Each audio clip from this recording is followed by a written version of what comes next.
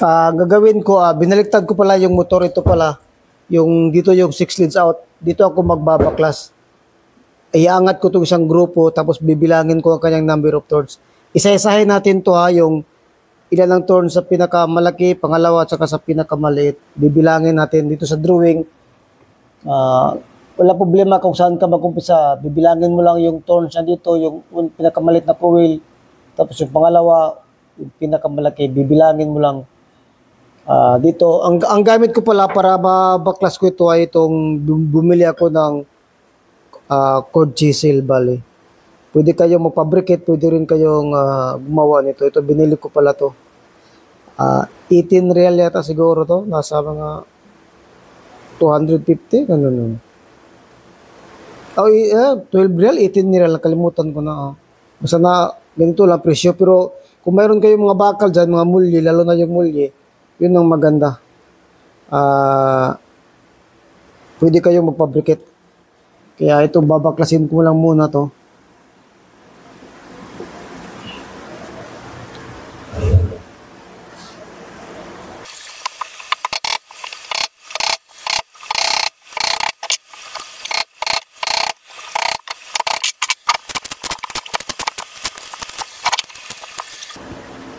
Ito na pala yung tatlong grupo na inangat ko, dito ko ginawa, binaklas ko dito. Yan, nabaklas ko na. Tapos ito na yun. Ito yung pinakamaliit, yung 1 to 8 na span, 1 to 10 na span, at saka 1 to 12. Tingnan nyo lang dito ng gusto, i-double check nyo, dapat walang nasagol sa kabilang grupo, no? Dapat sa kanya lang talaga yung nabilang nyo yan. Ang gagawin natin, bibilangin na dito, actual ito, tapos saka ito. Unahin ko muna itong maliit.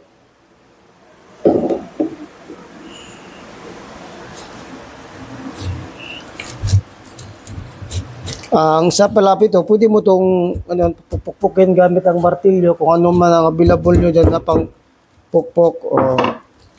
Para kasi nagdikit na kasi ito, sunog na sunog kasi ito. Bibilangin natin to. Actually natin.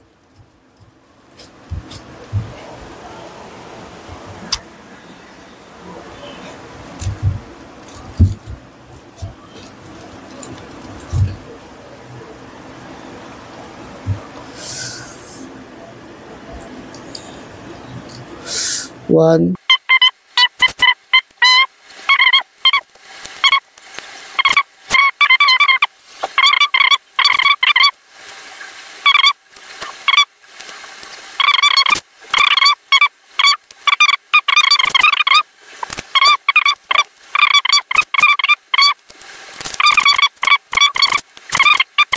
Dito 72, 73, 74, 75, 76, 77, 78, 79, 80, 81. 81 turns ang kanyang pinakamaliit. Ito. 81 turns yan. Kaya isulat natin dito itatapat natin sa 1 to 8. Mayroon siyang 81 turns. Reminder lang itong 81 turns, pwede pa itong magbago may correction pa to kasi binilang ko to medyo madilim kasi, tapos kailangan ko ring bilisan para hindi masyadong mahaba sa video. Ito, off-cam, bibilangin ko to ulit, i-double check ko to kung ilan talaga yung kanyang number of turns kasi baka may nasama dito sa kabilang grupo, no? Kaya i-double check ko to. Kaya yung 81, pwede yung mabago pa yan pag off-cam, i-double check ko. Dahil natapos ko natin yung 1 to 8 na span, binilang natin, 81 turns siya. Dito naman tayo sa 1 to 10 na span. Bibilangin natin kung ilan ang kanyang number of turns. Ganun pa rin, dapat i-check natin, dapat walang nahalo sa kabilang grupo. Dahil pang vlog to, tapos nagkatrabaho tayo, kailangan nating bilisan. Off-cam, i-double check ko to, no, para ma-sure natin yung number of turns.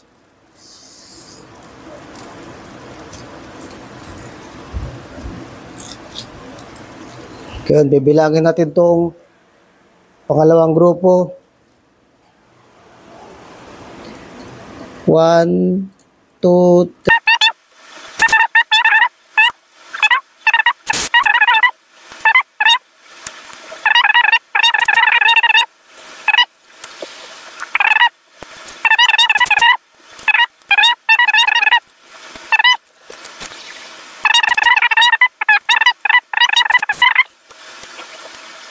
60, 61, 62, 63, 64, 65, 66, 67, 68, 69, 70, 71, 72, 73, 74, 75, 76, 77, 78. Dito sa pangalawa, 78 turns lang no, yung nabilang natin. Ito, 78 turns lang no. Diferensya sa maliit. Pero ito, bibilangin ko pa rin to ulit no kasi nga binilisan ko lang baka may nagdubli doon. Kaya nga sabi ko kanina, pinapa-remind ko pag nagbibilang kayo, kailangan yung i-double check o kung kailangan triple check nyo.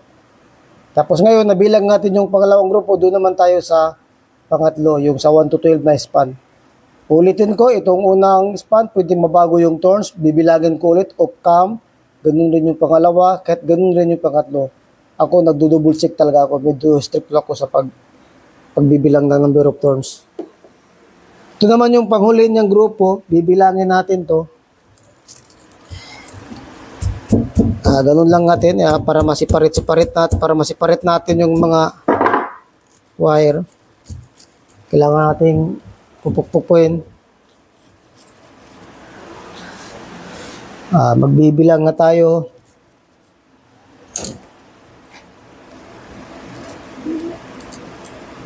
One, two, 3.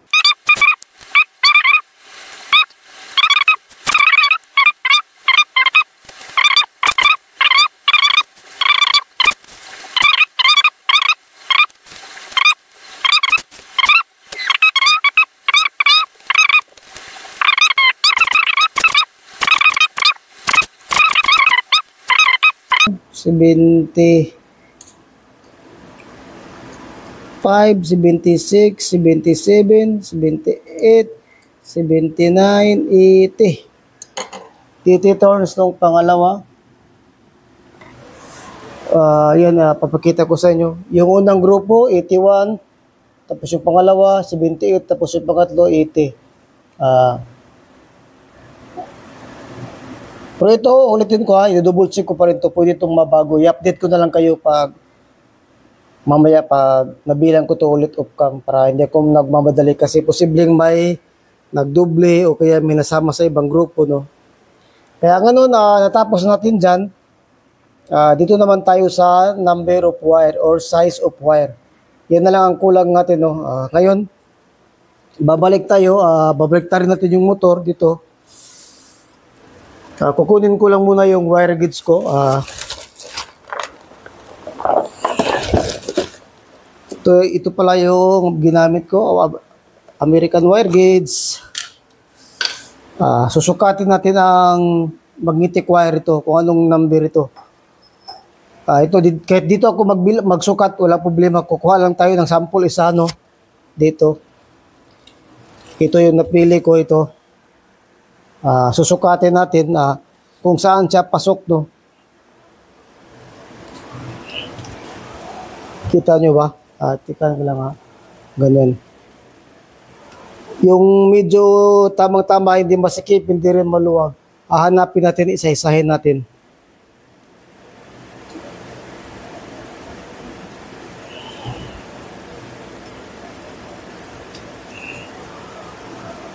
Try ko sa 23.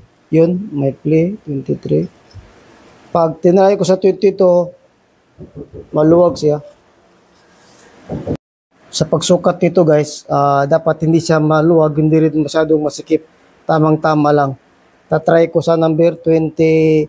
Isa-isahin natin guys kung kaya hanggang saan siya pasok. Subukan muna natin sa 22. Medyo maluwag siya, walang sabit. Try natin sa 23. Yun, may tamang-tama lang 23. Pero ganun pa man, i-check pa rin natin sa 24. Dapat hindi masira yung magnetic wire natin. Yan, pag 24, nadurog yung wire natin, nasira siya. Sobrang sikip kasi Pinuris ako. Ibig sabihin,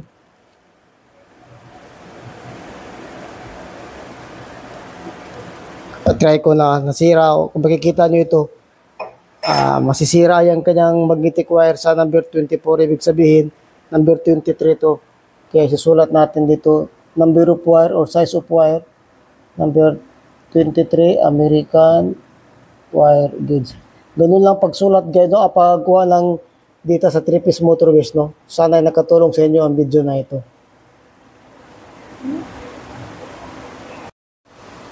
Guys, i-update ko lang kayo tulad ng sinabi ko kanina na pwede itong magbago yung turns, no? Kasi bibilangin ko ulit yung turns sa off-cam, yung hindi ko nagmamadali.